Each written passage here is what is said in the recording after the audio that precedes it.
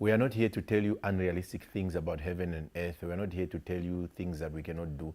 We are here to tell you things that we have done, things that we are doing, and things that we can do on the basis of what we have done.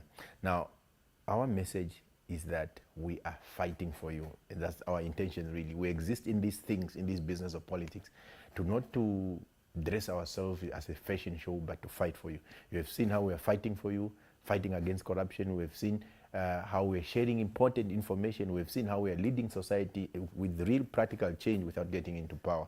We've been doing it before we go to parliament. You saw how we're doing in parliament, how we are putting up the fight to ensure that we fight for you so that our society becomes better. That's effectively our responsibility. That fight for you as the people of Namibia is now continuing in this election. That fight is actually on the ballot.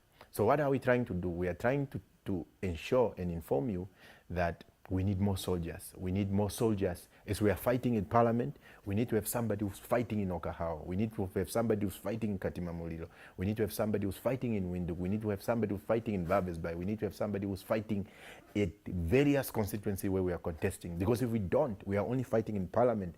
The rot and the corruption, the maladministration, and the stealing of our resources will continue at local authority. You have seen even how ministers are talking about how local authorities are stealing, how local authorities are corrupt, how even some candidates are actually going to court now because of all these things. So local authority is quite very important.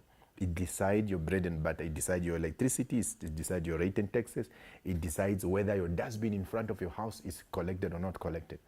That's why we need to have people in those local authorities who are fighting for you. People that you can go to and ensure that things are better. So what do you have to do? It's in your hands.